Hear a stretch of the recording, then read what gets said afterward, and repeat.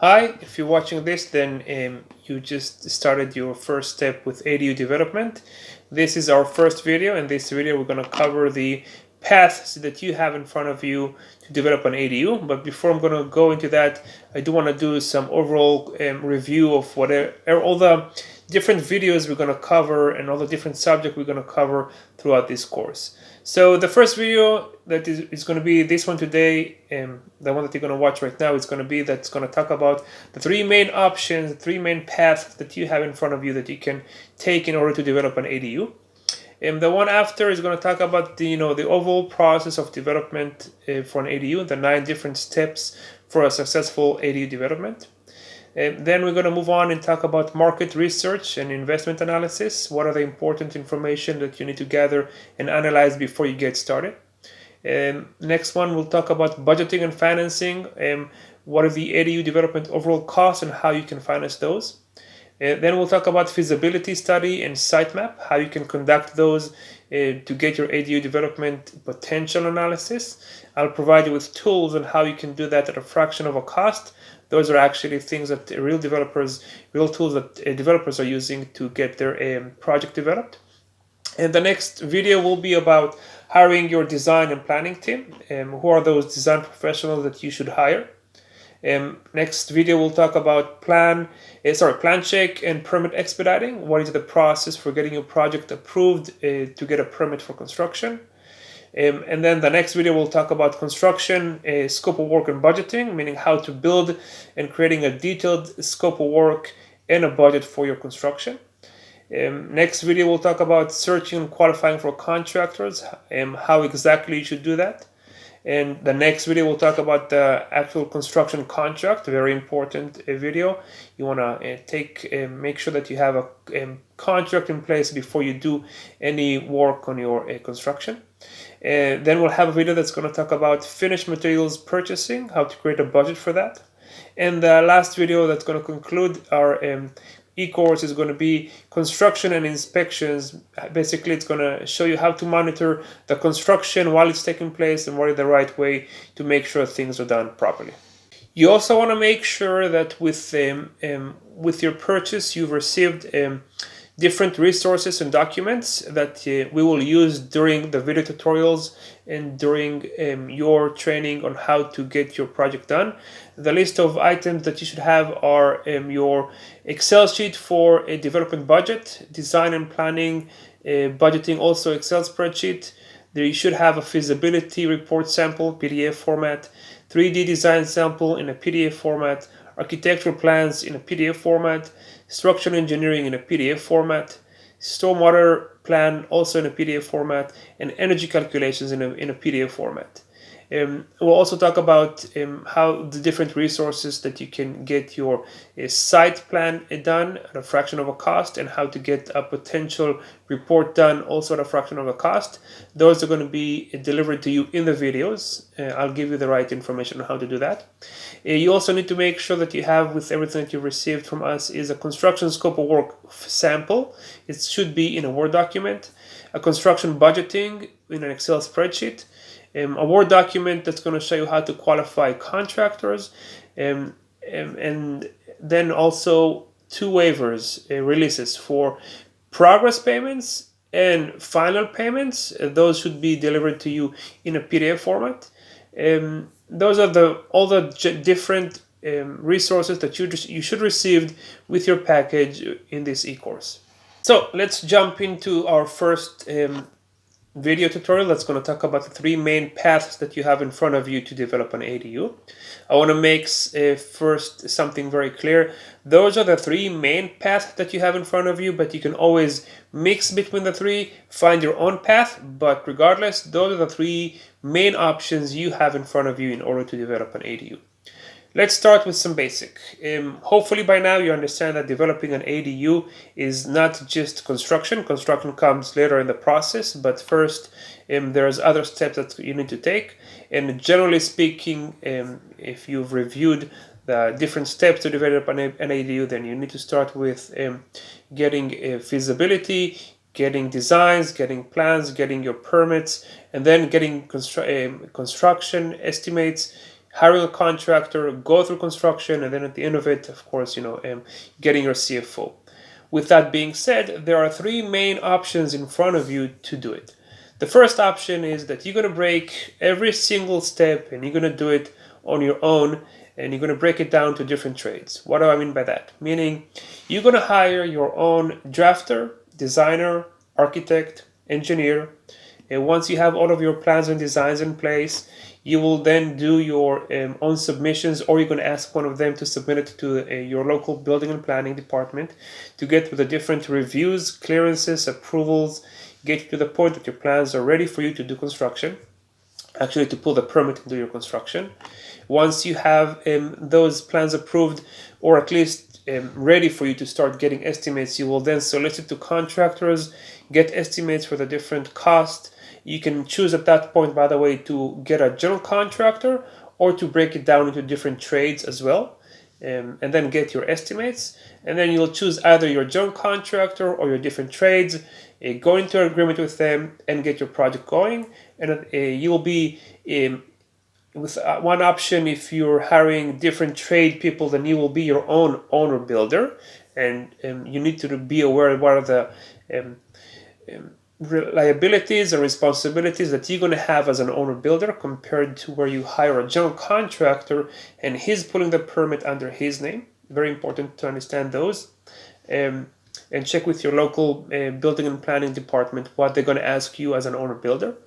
And if you're an owner builder, then you're going to have your different trades and you're going to manage the inspections.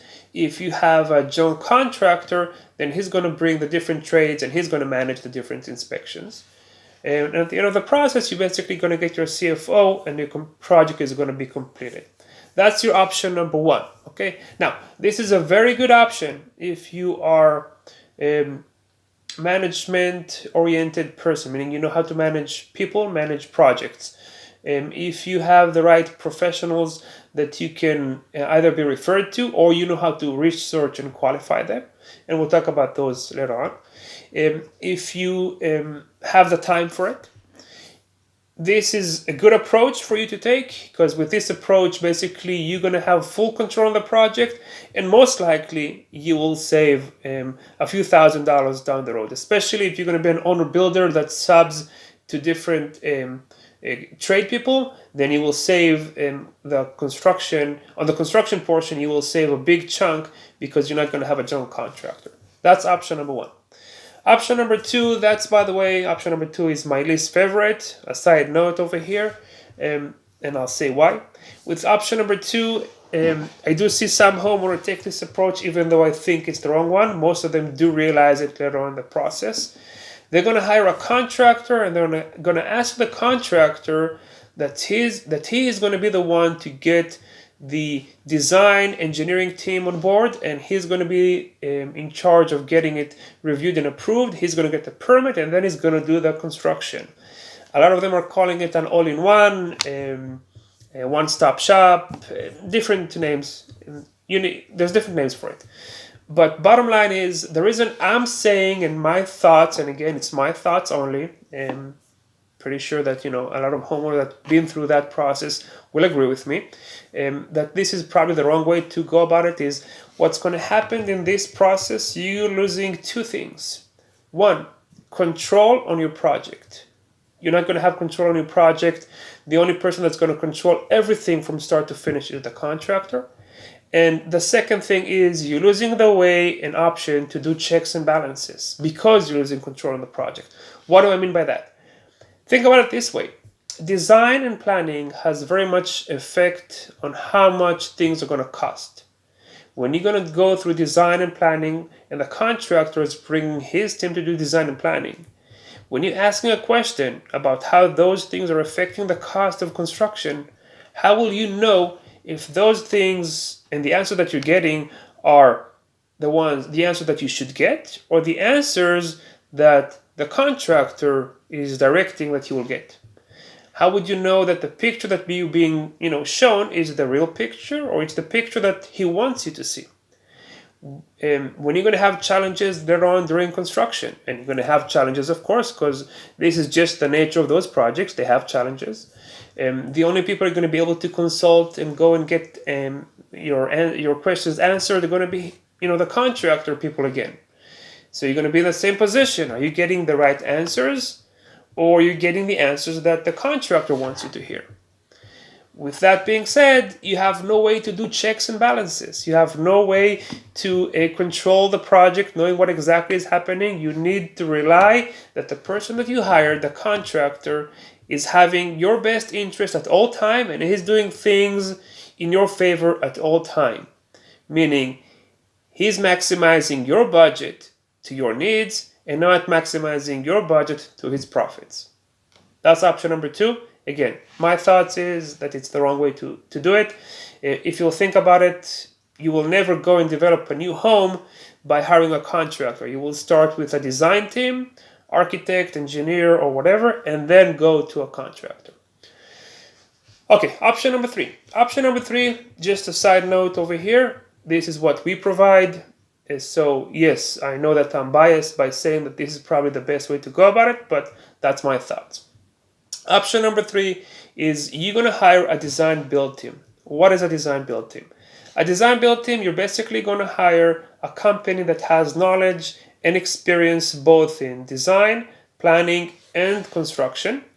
However, this design build firm is going to serve you on your phase 1, on your design, planning, budgeting, very important, from start to finish. And then when it comes to construction, they're not going to be serving as your contractor. How exactly does that work? It works as follows. Generally speaking, it's supposed to be that your design team is going to help you to get your feasibilities, your designs, your plans, your engineering. They're going to serve you being your agents with the city to get your plans reviewed, approved, cleared, and get you to the point that you have a permit on hand. During your design and planning, they should be able to advise you on construction costs because, like I said, they should have experience in construction, active experience in construction, meaning either they have been part of a construction company before, or they own a construction company before, or they own a construction company, as a partnership, whatever, different options. But they will not be doing your construction, meaning they will help you to get the contractor on board, either a general contractor or the different subcontractors on board, but you will hire them directly. They will help you by doing it in different ways. Different companies going to help you, get your contractors in different way on board. Some of them are going to refer you to contractors they have in their network, like we're doing. We have contractors in our network that we've been working with, some of them for 10 years, some of them 15 years, that we usually refer to. But you will also have the option to hire a contractor that you can search online or be referred by family, friends, colleagues, whatever it is. And then once you have your estimates from those different contractors, the design build firm will help you to qualify your estimates, qualify the contractor, but at the end of the process, you will hire the contractor yourself.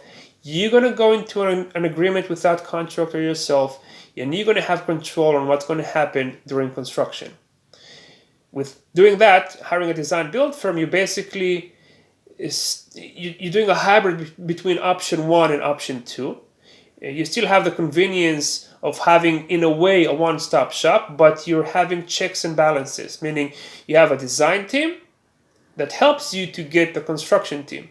Again, either they're, a construction team that you brought on board or they referred to you, it doesn't matter, but they helped you.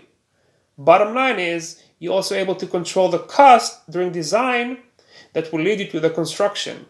But you are separating the two and you're having the full control on your project. Those are your 3 main options. And like I said, you can always mix and match between the 3 and find your own way, but the main 3 options are those that I'm just describing to you right now.